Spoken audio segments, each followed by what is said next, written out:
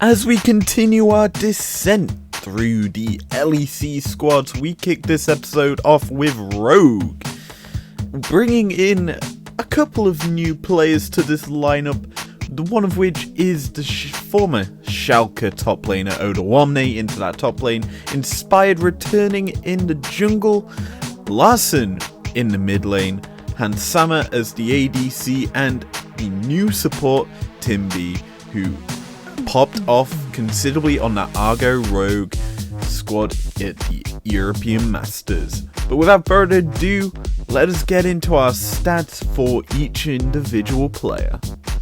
Up first is this new and improved top laner for this Rogue lineup, replacing Finn with a bit more Schalke madness, is Oda Wamne. This guy made the miracle run happen for Schalke with a lot of emotion, a lot of encouragement, and a hell of a lot of mechanical outplays.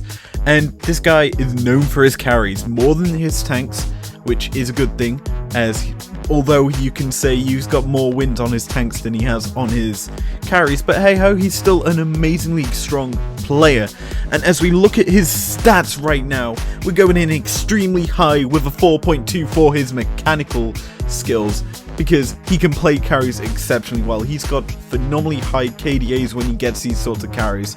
And yes, I'm including Ornn in the carries list, but as well as that, when he gets the likes of the Sion, Renekton, Shen, Ornn, he gets a lot of kills and allows his teams to perform. He's also known for getting massive amounts of assists and being the one top guy that you cannot deal with without basically focus firing him. That's how good he is. And he can just play whatever he realistically wants. Like, he even brings out some unique rune pages to champions like Ornn, bringing out the Summoner Spellbook for him instead of the likes of Grasp or even Aftershock, where you can just soak up a lot more damage. But Unsealed Spellbook allows the rotation of them summoners, so he can get the likes of the heals, the ignites, the exhaust, so that he can keep his team alive. That's the sort of player he is. He wants to play for the team instead of himself, and that's why he tends to go for the likes of the cannons for his carries, because he can just set up plays with that slicing maelstrom. Now, looking at his communication stat, 4.2. Now, I've said before Gilius was the emotion behind the Schalke lineup. Well, Odo was also an emotional member of that lineup. He was the guy that drove them forward, that drove them to win, that drove them to succeed, and that is why the 4.2 comes out for this mad lad in the top lane. Lastly, looking at his 2020 accomplishments, yet again it's a 3.7. Reason being was obviously he was part of the miracle run that narrowly made it to playoffs. Granted, last game of the season they made it in and did beat SK, but they then went out against the Mad Lions. So there's that, and as such, he only gets the 3.7, and we are now going to move over to our next player. Okay, up next is the Jungler 4. The Rogue lineup returning is Inspired, and he's had a bit of time to recoup and get back into the grind. He is known for his carry junglers. His Nidalees, his Evelyns and Lilias are big pickups that he likes to go towards, and as such, we've seen him in the Triniforce tournament in the European minor league for Poland, doing some stuff there. But it's interesting to see how he's going to adapt to the changes in spring with the smite changes. Obviously, it allows him to be a bit more aggressive with his carry junglers.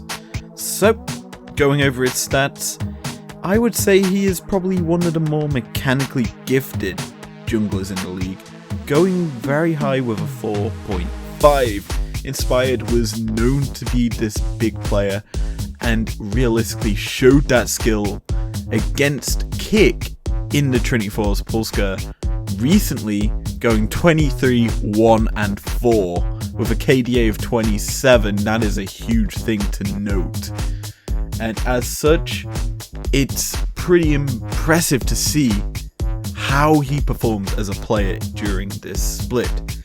Moving over to his communication skill, I've given him a 4. I would say it would be higher, but I think he's reasonably good at communicating, but it should be a 4 because it's very, very good.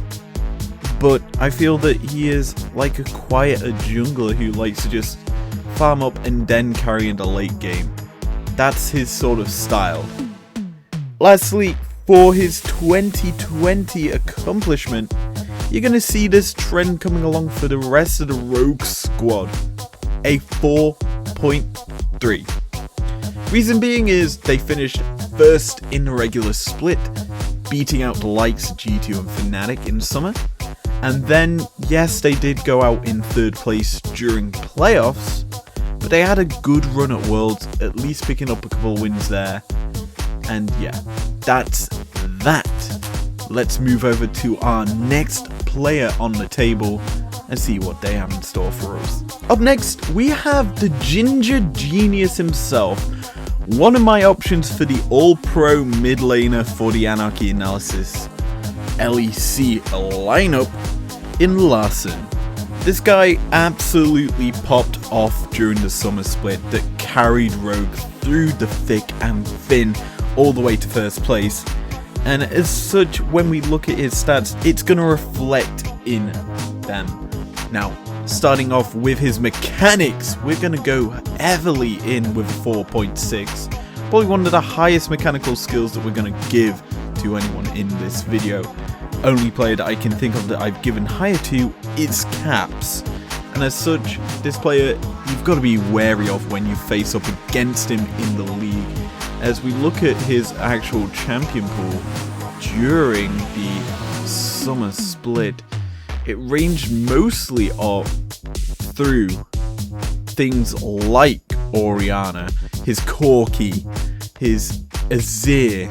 Picks like this allowed him to kind of carry this Rogue lineup, and once it got to Worlds, yes, you could say, well, they only won 1 game against PSG Talon, and he played Lucian, who is pretty much banned every single game, but he still managed to carry and do a lot of work for his team. Moving over to communication, I'm going in with a 4.1. I feel he was a key vocal part of the Rogue lineup that was kind of being led by Vander at the time, but I feel during this year he's going to have to step up along with Odo to kind of bring this squad together and carry through to the next playoff season, where I hope they do incredibly well, this Rogue lineup. And yet, 4.1 for that. And finally, his 2020 scoreline, same as Inspired, the 4.3 coming out yet again. And this makes a lot of sense because he achieved the exact same thing as what Inspired did.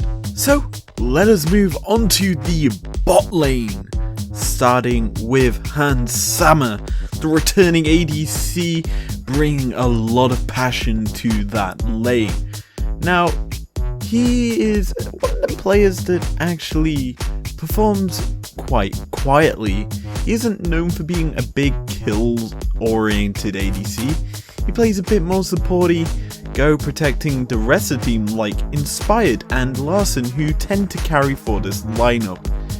Now, looking at the champions that he's played during Worlds, he's played the Kalissas, the Ashes, and the Sennas was his pool during the Worlds. But he has got a world-famous Draven that people fear, and he even pulled it out against G2 to a losing effort, but he still managed to do incredibly well on that pick.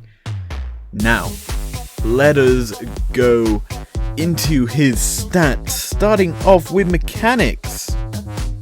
Although I say he is quite a quiet ADC, in his wins he does tend to pop off. 4.4 for mechanics here for Hans Sammer, as I feel that he has the ability to just go in when he needs to, if he's got the right people next to him. Like on his Callista against G2 in their summer playoff game in match number 3, he went 9-3-2. He played Callista for the only time in that playoff game, and essentially he allowed the setup for his support in Vander to go in, set up the dives, and get his team ahead, and using the kills advantage he gained, just carried this team through to a match win. That's the sort of power hand Sama has, and it's the sort of thing you have to be respectful of, especially when he can mechanically outplay you and get you out into a lead. As for his communication stat, I feel he's going to be a 3.7 for this. I was going to say 4 at least, because of the fact that he likes to set up the rest of the team to carry on forward, or he gets the odd pop-off game for himself. Now, that's all said and done. We'll move over to his 2020 season accomplishments. And what do you know, it's another 4.3 for the Rogue Man of last season, because he did the exact same score as the rest of the Rogue lineup. Well, ladies and gentlemen, our last player is upon us, and it is someone that I would rate to be at least Rookie of the Split. This is Timby.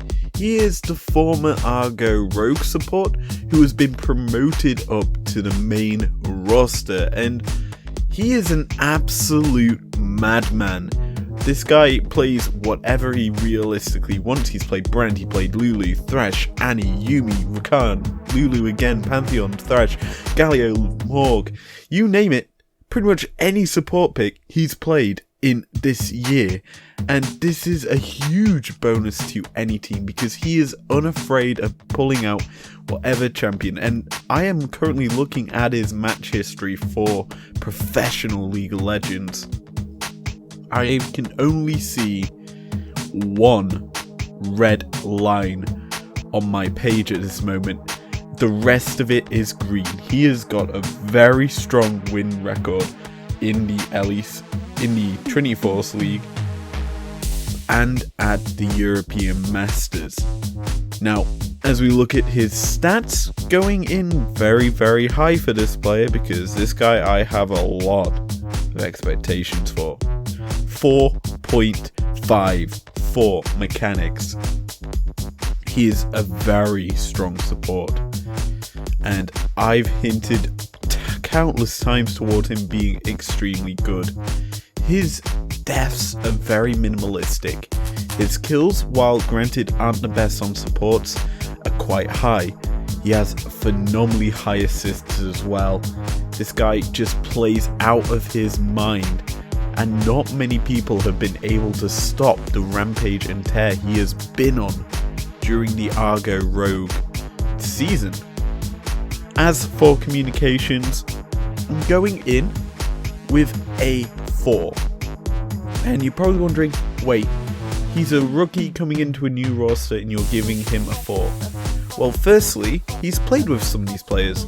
Inspired dropped down for 3 games into the Argo Rogue squad during the Trinity Force tournament and absolutely decimated. He's also been training a lot with Vander and Hans Sama, from what I remember, during last year. And he's also had experience bonding with the rest of this Rogue lineup.